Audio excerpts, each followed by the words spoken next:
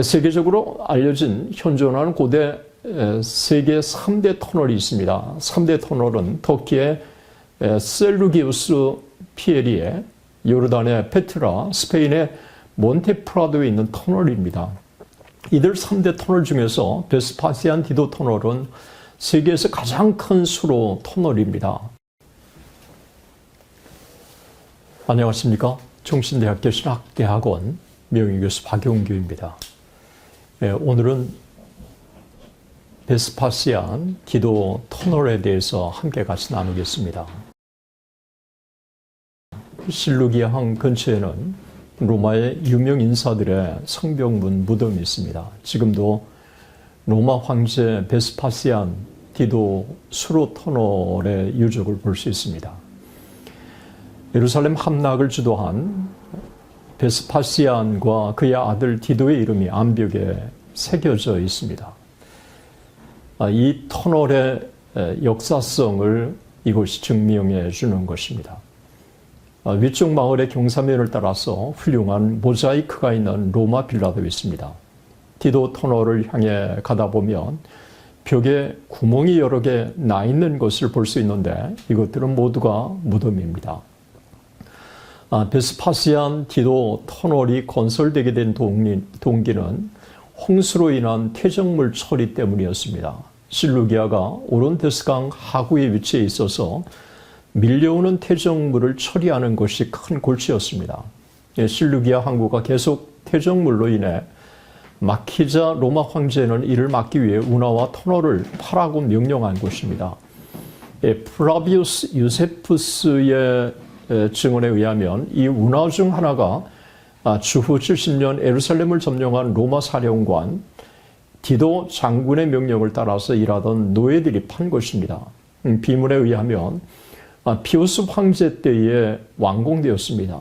실루기아 항에서 멀지 않은 곳에 베스파시안 디도 터널이 위치한 곳입니다. 세계적으로 알려진 현존하는 고대 세계 3대 터널이 있습니다. 3대 터널은 터키의 셀루기우스 피에리에, 요르단의 페트라, 스페인의 몬테프라도에 있는 터널입니다. 이들 3대 터널 중에서 베스파시안 디도 터널은 세계에서 가장 큰 수로 터널입니다. 로마 시대에 건설된 베스파시안 디도 터널은 고대 도시 셀루기우스의 안에 있습니다. 고대 도시 셀루기우스 피에리아는 터키 동부 지중해 연안의 누르산 기슭에 있는 오론테스의 역사적인 도시 바로 안디옥에서 남서쪽으로 35km 떨어진 실제 오늘의 마을 체블릭 근처에 있습니다.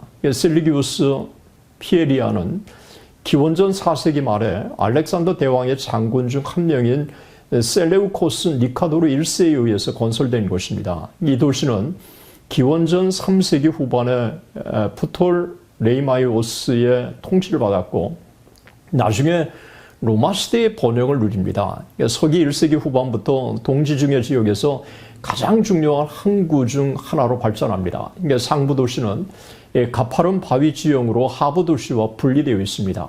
도시는 산에서 내려와 도시를 흐르는 홍수의 위험을 늘 받고 있었습니다. 항구는 퇴적물로 인해서 더 이상 사용할 수 없게 되자 로마 황제 베스파시안 황제는 항구를 위협하는 퇴적물을 가져다주는 홍수물을 돌리기 위해서 산을 파서 이 터널을 건설 명령을 한 것입니다. 길이가 120m인 이 터널은 그런 목적, 퇴적물을 처리하는 목적으로 건설된 것입니다. 이 터널의 원리는 하천 바닥의 앞부분을 편양 덮개로 막고 터널을 통해서 하천수를 바다로 옮기는 건설 작업이었습니다. 이 건설은 로마 황제 베스파시안 통치, 그리고 그의 아들 디도, 그리고 그의 후계자들에 의해서 진행되었고, 그리고 안토니우스 피우스 통치 기간에 2세기에 완료되었습니다. 첫 번째 터널 구간 입구와 바위 조각 비문에는 베스파시안과 디도의 이름이 새겨져 있고 하리우스로의 또 다른 비문은 안토니우스 피우스의 비문입니다. 이 터널의 구조는 강흐름을 돌리는 댐, 짧은 접근수로 첫 번째 터널 구간, 짧은 중간수로 두 번째 터널 구간, 긴 방류수로로 이루어졌습니다. 그러니까 항구로 흐르는 개울을 돌리는 댐은 높이 16m, 그리고 꼭대기 넓이 5m, 꼭대기 길이 49m의 석조 구조물입니다. 댐은 상류 방향으로 126m 길이의 얕은 지방으로 이루어졌고, 수로는 카르스트 석회암 지층에서 굴착된 직사각형 개방수로로 55m 길이의 접근수로에서 시작해서 첫 번째 터널의 입구로 진행됩니다. 중간 수로는 첫 번째와 두 번째 터널 구역 사이의 개방수로로 만들어진 형태입니다. 터널 2는 두 번째 터널 구간으로 길이가 31m입니다. 1터널과 2터널 구간의 총 길이가 121m입니다.